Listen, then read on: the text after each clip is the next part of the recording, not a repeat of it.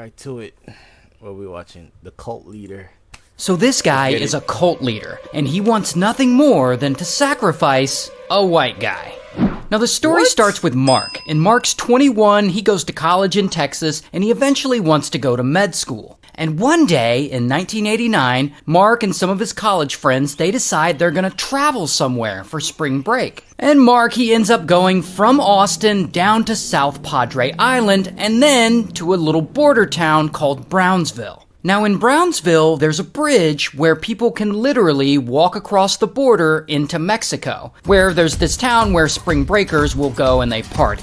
So Mark and his friends, they cross this bridge and they go to this town and they get drunk and they have a great time. The second night they're there, they go out again and they bar hop a couple of places and they drink all night and Mark talks to some girls, normal spring break shit. Then, around 2 a.m., Mark and the guys, they leave the bar to go back to their hotel. So Mark and his friend, they're walking along and it's pretty crowded and his friend stops to take a leak. And so he goes down this alleyway while Mark is standing there waiting for him. And right then, a red pickup truck pulls up. And the men inside, they talk to Mark and they're like, "Hey, you want to ride?" And Mark's like, "Nah." But then, boom, some of the men grab him and they throw him into the truck. But Mark, he ain't no punk. He ain't about to get kidnapped. And so they fight and they struggle and bam, he manages to break free and he runs away and he runs and he runs. But then another car catches up to him and they're with the guys in the red truck. And these guys, they aren't messing around and they point a pew-pew right at him. And they're like, "Get in." And so Mark does and skirt, they speed away. Sometime later, these cars arrive in the middle of nowhere at this remote ranch. Now this ranch is full of all these crazy people. And these aren't like the cartel you would assume would be out kidnapping drunk Americans. This is a cult, a crazy drug trafficking cult. And they apparently distribute a lot of Zaza out of this ranch. And the leader of this cult is this guy, Adolfo. And Adolfo and his followers, they believe some crazy shit. They believe in magic, like the Harry Potter kind of magic where there's like curses and shit. And in order to keep their gang safe from police, they need to make some literal sacrifices. Sometimes these sacrifices include a small animal, but other times they sacrifice a human. Now usually when they sacrifice a human, they capture an unalive like a rival gang member or some other drug smugglers. But this time, for whatever reason, Adolfo tells them they need to sacrifice a white boy. And that is when his cult members go out they happen to find Mark and they kidnap him and they bring him back to their ranch. So now Mark is at this creepy farm and they're still holding him at gunpoint and they handcuff him and they leave him in the back of this car. And about 12 hours later, they come get him and they tell him he's gonna be fine and they give him a little food to eat. Then they take him and they put him in this little storage shack. Then throughout the night, You're telling me he's gonna be fine and y'all gonna sacrifice him? No way. Fortunately, torture him in horrible ways. And after that, it's time for Adolfo to perform the sacrifice. And so then Adolfo and the gang, they take Mark out to a nearby field, and Adolfo has this huge machete, and pow, he strikes Mark once in the back of his neck, and this unalives him. Then they remove his brain and his spinal column to use in their weird ritual, and they cut him up, and they bury him. And I guess now Adolfo and his cult, they feel safe now that they've made this human sacrifice. Meanwhile, Mark's friends are super worried that their bro disappeared. Oh my god, bruh. It means you go on a trip and they do this shit to you, bro. Like, come on, bruh. Seriously? Like no one in their group saw him get kidnapped. And so they searched all the bars and everywhere in town that he could be. And they kind of assumed that he maybe met some girl and went off to smash at her place or something like that. But after hours of searching the town, they have no luck. And so they go and they report Mark missing to the police in Texas. And interestingly enough, Mark's uncle is actually a special agent with the U.S. Customs Service. So this dude has connections with law enforcement on both sides of the border. And so pretty quickly, police in U.S. and Mexico are all looking for Mark or anyone who might be connected with his disappearance. And there's this whole manhunt, and volunteers come and they hand out over 20,000 flyers. Mark's parents offer a $15 $15,000 reward. They bring out terrain vehicles and helicopters to search everywhere they can. And this story is all over. And lucky they don't know this guy's dead, bro. That's messed up. For the news. And then a few weeks later, they feature Mark's disappearance on an episode of America's Most Wanted. Regardless, there are still no leads and no one knows anything. And of course, no one suspects Adolfo or his cult are involved at all. So I guess they got away with it. I guess their human sacrifice really did protect them from the police. Until one day, about 2.5 weeks after Mark's disappearance, police set up a roadblock, like a checkpoint. Not for Mark, this is actually routine as they're trying to catch drug smugglers in the area. And one of the members of Adolfo's cult, some goon, is driving through. And I guess he just doesn't want to deal with police, and so boom, he runs right through this checkpoint like a dumbass, and he speeds away. And of course, Mexican police, they're not gonna let this slide. However, instead of turning on their sirens, they play it cool. And they have some officers follow him slowly in an unmarked police car. And this stupid goon drives all the way out to the cult ranch, and he inadvertently leads the police there. And so eventually, police come out and they search this ranch and they find pounds and pounds of Zaza and a bunch of weapons, and they find the shack where Mark was tortured, and they find some graves, and police force some of the cult members at gunpoint to dig up these graves, and that is where they find 15 mutilated bodies, and one of those bodies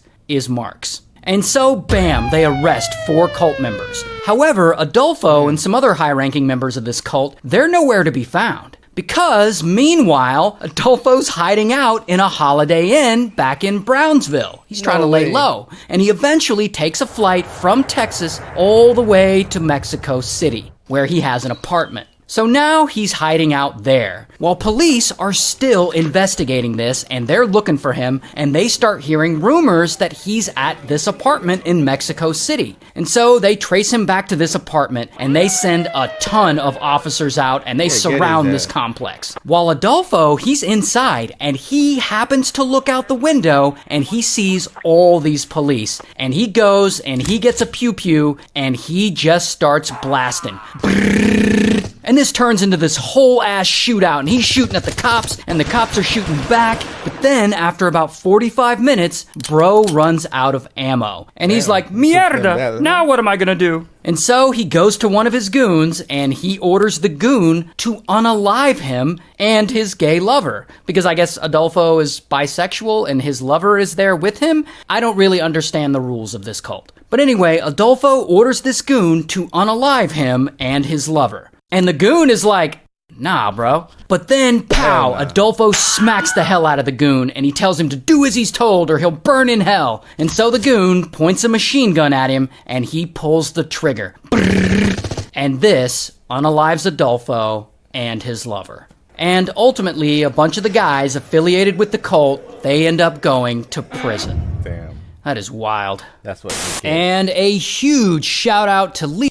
So this woman wants to unalive her somewhat famous husband so that she can be with someone much worse. Now the woman's name is Victoria. She's around 30 years old, and she's living in Nevada, and one day she meets someone kind of famous. This guy, Aaron. And Aaron's around 45, and he's one of the hosts of this TV show, Ghost Adventures, where they go around to different haunted places looking for paranormal activity. And so Victoria meets Aaron. I mean, he's really not that famous, but yeah. And she thinks he's kind of fine. And soon enough, they start dating and they fall in love, and eventually they get married. And they have their wedding at the Haunted Mansion in Disneyland because, you know, ghosts. But anyway, things are going great for them. They're in love, Aaron is on a successful TV show, and it doesn't seem like anything could screw this up. Until... Damn, the until came early. Came at 51 seconds, bro. It's not even been a minute yet. Few years go by, and for some reason, though they haven't been married that long, Victoria starts feeling lonely. Maybe it's because Aaron's off filming his show all the time, or maybe it's because she's jealous of the attention he gets and she doesn't. I mean, I'm speculating here. We don't really know why she's lonely. But Victoria starts becoming unhappy. The thing is, it seems like Aaron doesn't really know that she's feeling this way. I mean, maybe she's just not communicating this with him. But one Bro, just communicate with the guy and tell him you're not feeling. You know, it's so simple, bro. It's so damn simple. day in 2024, everything changes because she's watching this true crime docuseries. A docuseries about this guy, Grant. Grant is 35 and he's actually in prison right now. Why is Grant in prison? Well, if you remember, about a month back, we actually covered Grant's story. And if you don't remember him, let me remind you of what he did. One day in 2019, he comes across a cam girl site, and he starts watching this cam girl. Her name's Sylvie. And Grant thinks Sylvie is fine, and he starts donating money to her. And over time, he becomes obsessed with her, and he starts stealing money from his family members to donate to her. In fact, little by little, he steals over $200,000 from his family, and he just donates it all to Sylvie. And his family becomes desperate to get him to stop talking to her, so they end up taking his phone away. And in retaliation for taking his phone A grown-ass man, bro. away, he gets a pew-pew, and he unalives his mom, his dad, and his brother. So for that, he gets convicted and he gets life in prison, which he is currently serving. Here's the crazy thing, though. Prison hasn't actually stopped Grant from being obsessed with women. I mean, he's kind of well known now. Like, his story is famous. He's had a whole ass docuseries made on him. And because of that, I guess women around the country have been writing to him while he...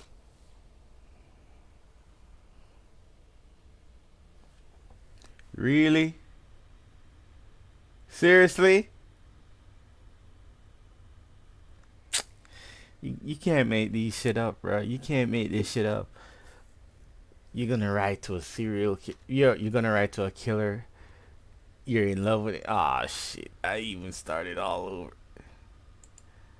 Bro, these women are insane. Stop talking to her. So it's a pew. For that, he gets convicted. Crazy thing, though. Prison hasn't actually stopped Grant from being obsessed with women. I mean, he's kind of well known now. Like, his story is famous. He's had a whole ass docuseries made on him. And because of that, I guess women around the country have been writing to him while he's in prison. Like, oh my god, you're so fine. As if he didn't just get convicted of murdering his whole family because he couldn't have this cam girl. No, these women want him. Like, sometimes he'll have phone contact with them and he'll respond all creepy like, "Hi, my precious little kitty. I want so many more pictures and videos, and this is just amazing that I get to see you like this. Those beautiful little that I just want to fucking bite on." Buh. So yeah, I guess in prison, he got game? Anyway, so back to Victoria. So in 2024, she watches this whole documentary about how Grant went crazy over a cam girl and unalived his whole family. And for reasons I'll never understand, she's like, oh, he seems like a nice guy. I really want to get to know him. And that is when apparently Victoria... No way. No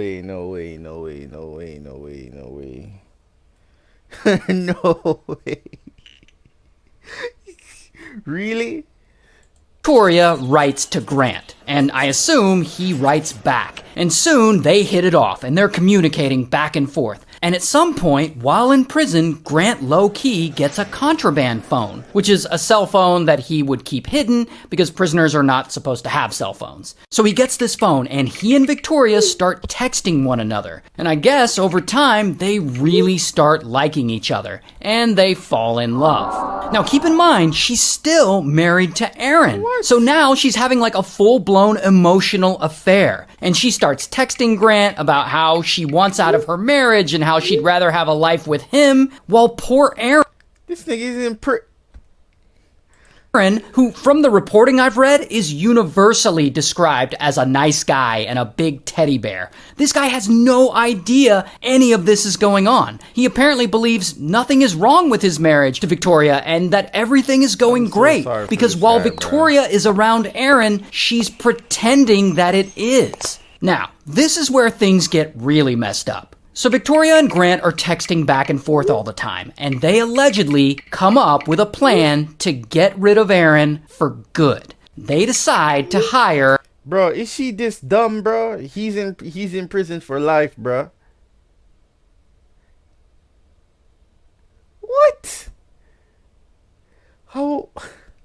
How is the relationship even gonna work with him being in prison, bro? Tell me now, bro. Like, come on, bro. Like, be for real, bro. She's not, bro. She's not thinking straight, bro. Like, really? You can't make this shit up. A hitman to take Aaron out. And so Grant is apparently all excited and he gets right to work on this plan. And he uses his contraband phone to contact someone he knows on the outside. I guess he just like texts this guy and he's like, hey, wanna murder someone? And this person is like, all right. And through text, Victoria agrees to pay this hitman $11,515, which is a very specific amount. But anyway, boom, they have officially set this plan in motion. Meanwhile, in front of Aaron, Victoria is still pretending everything is fine and that she's happy. I feel so bad for this guy, bro. Bro, nice guys always finish last, bro. Like, come on, bro. He did, bro. Really? In this marriage. Like on Instagram, she posts pictures of them together on a plane, while he's still oblivious. Like on their wedding anniversary, he posts a picture of their wedding saying, 2 years ago today, I got to marry my best friend. I'm so lucky to have you in my life. This is the type of shit that pissed me off, bro.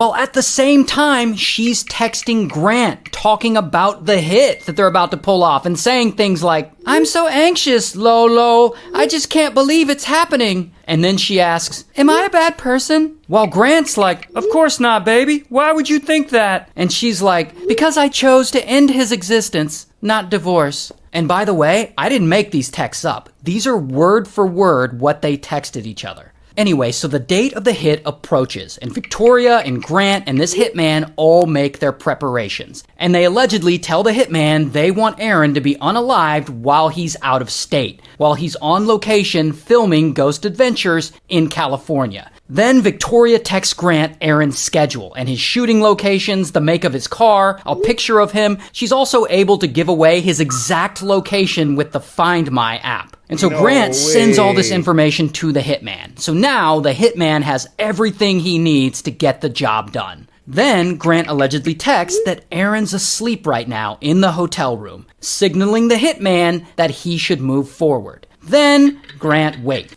Bro, if a guy like this can be behind bars manipulating your girl, this shit is unbelievable.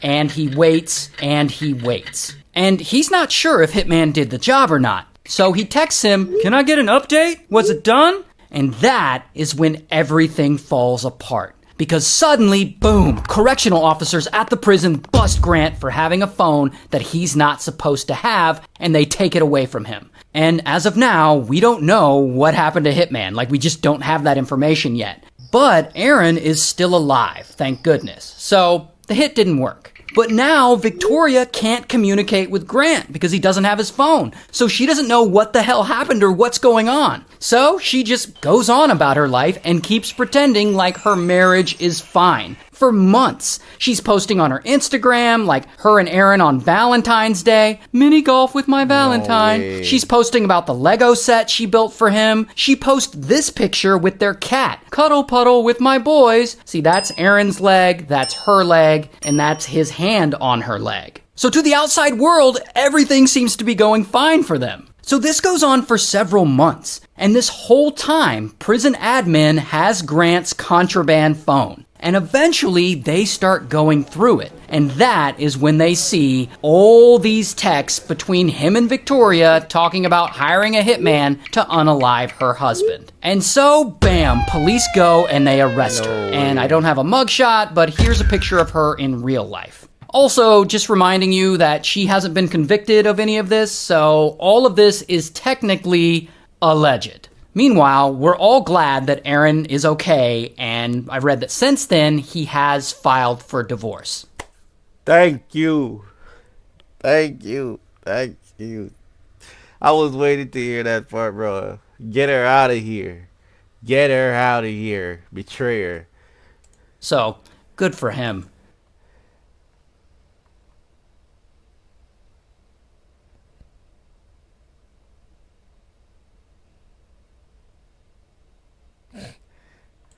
I say the same.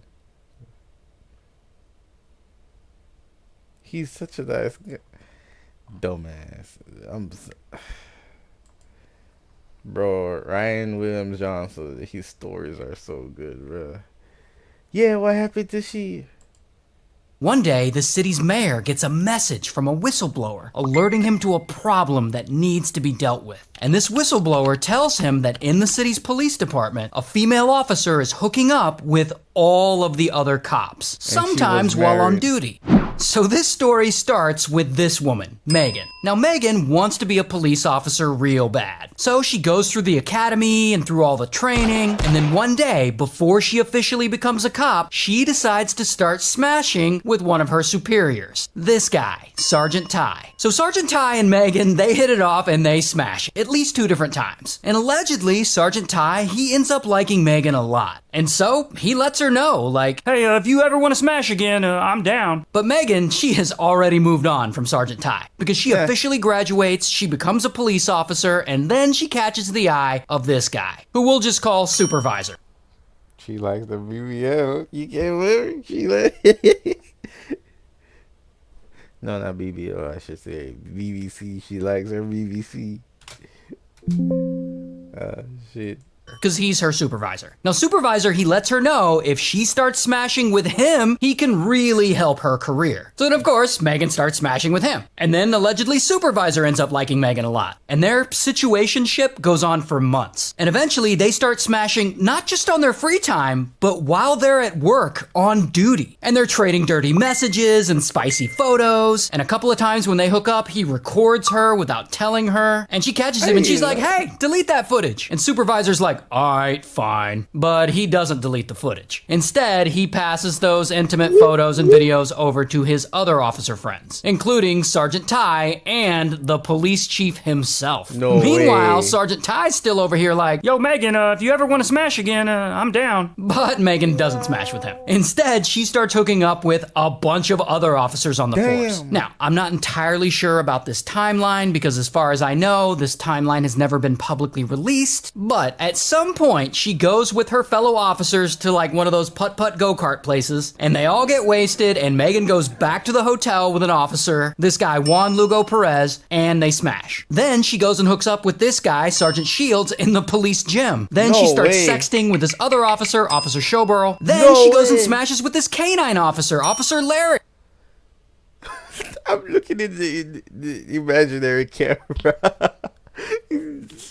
No way, bro. Nah. And the husband received the simp of the year. You mean the cook of the year. The husband stayed.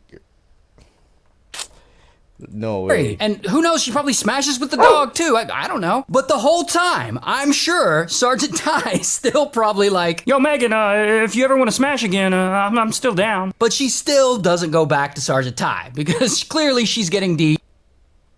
Oh, no. So this woman wants to unalive her. I accidentally clicked the button. No way.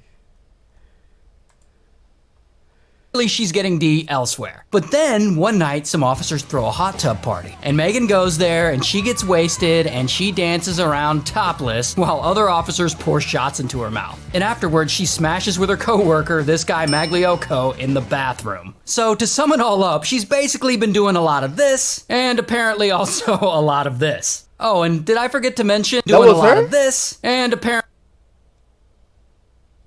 also a lot of this. Oh, and did I forget to mention, she's married? Regardless, at this point, Megan has now romantically hooked up with 7 officers in her police station. No way. Until Sergeant Ty, who had allegedly been wanting to smash with Megan again, but only got to hit it twice, it seems like he starts getting jealous. Jealous? Hey, man. He be like, yo, what's going on? That she's hooking up with the entirety of the police force, but not him. So what does he do? He allegedly crowns himself whistleblower, and he goes to the mayor and he reports all of this. He tells him that in the city police department, a female officer is hooking up with all the other cops, sometimes on duty. But what Sergeant Ty doesn't tell him is that he had been smashing with Megan too. So of course, immediately the city starts an investigation. And they interview everyone at the department and they look into it and they discover it's all true. And then bam, they fire Megan. And then bam, they fire or suspend most of the officers who smashed with her. And then bam, they also fire the police chief because he knew about all the smashing and never took action against it and never reported it to HR. Furthermore, once they figure out that he was smashing with Megan too, He got fired. they also fire Sergeant Ty. Dumbass, he wasn't thinking about his job, bruh.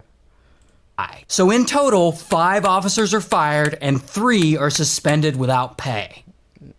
Wait a minute.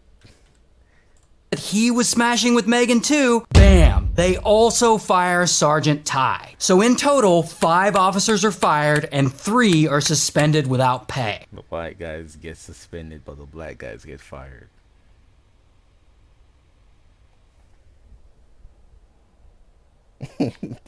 Oh, but it's not over, because then this story hits the news, and it goes crazy viral, and it's all over the internet, and people are talking about it, and the memes that come out of it are just ridiculous, like when you hear the song "F*** the Police" and you take it literally. And so overnight, the entire internet is just clowning Megan for getting passed around the whole police department. And Megan, she's very upset. I mean, she doesn't know what to do. So she gets her shit together, and she decides to fight back. So she goes and she gets an attorney and she files a lawsuit against not only her 3 superior officers, but against the city. Now, it's really easy for us to sit here and be like, oh, she mad because she got ran through. But remember, from a legal standpoint, her supervisor told her that if she slept with him, he would help her career. He also allegedly filmed her intimate activity without her consent and passed that footage and photos on to other officers on the force, including the chief of police, without her consent. So Megan sues them, and she's got a strong case. And then, after about a year, the city board, they've heard all the arguments and they've seen all the evidence, and they take a vote, and they vote almost unanimously to settle the lawsuit with Megan. And they end up paying her $500,000 to drop the suit. She living good then. I would have go for she should have go for $1 million. So we all laughed at her and made jokes, but at the end of the day, she won. She got all the money she wanted, and apparently all the D she wanted. And last I read, Megan and her husband, they're still married and they're still trying to work through everything. Good luck. No way. I mean, he have a $500,000, so he's married. Yep, she's married. She blew that $500,000.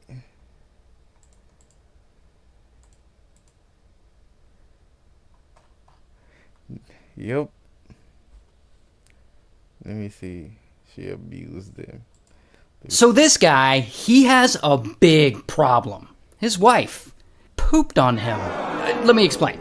Now the guy, his name's Richard, and he lives in London, he works in IT, and he's a really nice guy. And one night, he's out at a nightclub, probably drinking, dancing, having a good time, and that is when he meets this woman, Cherie. And Richard thinks Cherie is fine, and she thinks he is fine. So they hit it off, and pretty soon they start dating, and they get into a relationship, and things are going great. They seem really happy.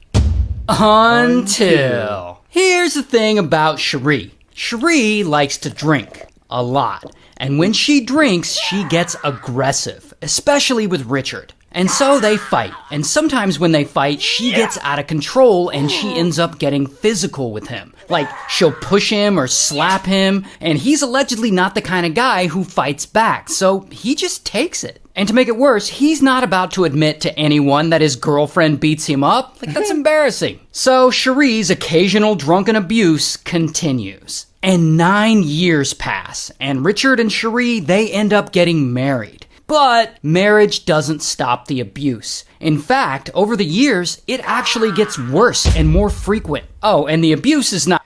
Look at the role change, huh? Look at the role change. not just physical. She verbally abuses him too. Like he'll forget to do something like put the chicken in the oven for dinner, and she'll just lay into him, berating him, calling him all kinds of awful names. She'll also make offhand comments about his mother who passed away, which is just terrible. Not only that, when they start trying to have a kid, I guess they have to do it through IVF. And Cherie doesn't like that they have to do it through IVF. So she starts accusing Richard of being defective, of not being a real man, and that he's a failure because he's unable to get her pregnant. Just all kinds of awful stuff. Now, eventually, Richard does get her pregnant, and they do have a kid. So to keep track of their kid in the house, Richard ends up installing nanny cams in the bedroom and in the kids' playroom. And these nanny cams are going to end up being important. So more years pass, and the abuse... I think the nanny cams became important because they're gonna see on the footage she beat his ass. continues to get worse. And Richard and Cherie, they have 2 more kids, so 3 daughters total. And over time, Cherie's drinking, unfortunately, gets more and more out of control. Sometimes she's consuming like 3 bottles of wine a day. Damn. And the more she drinks, the meaner she gets. Like she's constantly calling Richard names, and sometimes she'll hit him, or she'll bite him, or she'll stab him with a fork, or she'll smash eggs on him. And like one time she gets so mad that she smashes an empty wine bottle over his head. And he's lying on the floor in pain, and she just like kicks him in the ear. Like it is really bad. And poor Richard, he still doesn't want to tell anyone that his wife is abusive. I guess he's still ashamed that she beats him up, or maybe he just doesn't want to get her in trouble. Not only that, she very openly threatens to tell everyone that he is the abuser. And in these domestic abuse situations, men usually are the abuser, so people are more likely to believe her story over his. Sometimes she even threatens to go to the police and tell them he's the abuser. Sometimes she tries to get his daughters to tell people that he's abusive to them and her. Like, it is wild. So not only does Richard not tell anyone, he goes to great lengths to cover it up. Like sometimes she'll hit him and he'll get bruises or injuries on his face, and he'll just cover up those marks with makeup so that people don't notice and start asking a bunch of questions. And so anyway, the abuse continues, and he just lets her punish him verbally, physically, emotionally. Now at some point during all this, Richard gets smart. And he starts documenting his injuries. He's taken photos of the marks she leaves on him. Here's an example of a photo he took, but I actually have to blur out the bruises because this platform won't let me show injuries from domestic abuse, which is understandable. But the picture shows his arm is all messed up, and there are a bunch of photos like this. So anyway, he gets smart and he starts documenting the abuse, taking photographs, making audio recordings, saving the nanny cam footage that catches them fighting. And one time, Cherie gets so drunk and out of control, they start fighting. And she goes to the kitchen and gets a kitchen knife, and she threatens him with it. And the nanny cam, it catches all of this on video. It is a little violent, but I can actually show you a screenshot of it. Richard appears to be huddled on the arm of the couch here, and you can see that she is holding the knife. But anyway, this is caught on Nanny Cam, so Richard downloads it and he adds it to his collection of photos and audio clips. Now, here's where things get really out of control. One time, they get in a fight, and she doesn't want him sitting on the bed because I guess it's her bed. I guess she paid for it with her credit card or something. I don't know. But she doesn't want him sitting on it. So he's like, all right, and he goes and sits on the floor. And while he's sitting on the floor, Cherie comes over and she poops on him. Like, she literally poops on him. Now, I don't know the specifics or why he wasn't able to move out of the way. It seems like that would be a very slow thing to happen. I don't know, but she poops on him. And then she expects him to clean it up. And I guess at that time, Richard is recording this fight, so he gets some audio of it. You do deserve it. Go and scrub away your clean my shit up. Alright, so you get the point. She's super abusive to the point where she's pooping on him. And at this time, they're 20 years into this relationship. He's 47 now. She's 46. Imagine a 46-year-old adult pooping on you. In fact, I can't get over this. How did that even happen? Could he not move out of the way? Was she holding him down and then she pooped on him? Did he fall asleep and then she snuck up on him and dropped the deuce? Did she poop in her hand and then throw it at him? Did she then use his t-shirt to wipe herself? I need to know how this went down or I won't be able to sleep tonight. Anyway, after 20 years of this chaos, Richard is just broken. He wants it to stop. And that is when Cherie finally makes a huge mistake. She gets a friend involved. So one day, they're arguing, and I guess she's drunk because she's always drunk. And in the middle of the fight, she picks up her phone and she calls Richard's friend and she starts playing the victim. She's like, I'm scared, Richard is gonna hurt me. And so the friend comes over to help mediate the fight or whatever. But as soon as friend gets Richard alone with him, Richard finally breaks down and tells him everything. Everything he's been through for the past 20 years. That he is not the abuser. That his wife has been an abusive psychopath this whole time, that she pooped on him, and that he's even been trying to document some of this behavior. And then he shows his friends some of that nanny cam footage he had saved. And friend sees the footage and he's like, oh snap, you ain't lying. So when friend leaves, he immediately goes to police and he reports Cherie as a domestic abuser. And pretty quickly, boom, police show up to their house to do a welfare check. And they get there and Cherie's all drunk, and so bam, they arrest her. Here's her mugshot. And Richard, he cooperates with police, and he hands over 43 photos of his injuries that he had taken over the years, along with audio clips he got, and most importantly, all that nanny cam footage of Cherie abusing him. And when police question Cherie about all this, she of course tries to blame it all on him, like, but I'm the victim here. But they already have plenty of evidence that says otherwise. So ultimately, she pleads guilty to all this, and she gets sentenced to 4 years in prison. And Richard eventually leaves her, and now he's settled down again with a new partner. So, good for him. But like, she really went and pooped on him? Yeah. Ugh. That's messed up, man.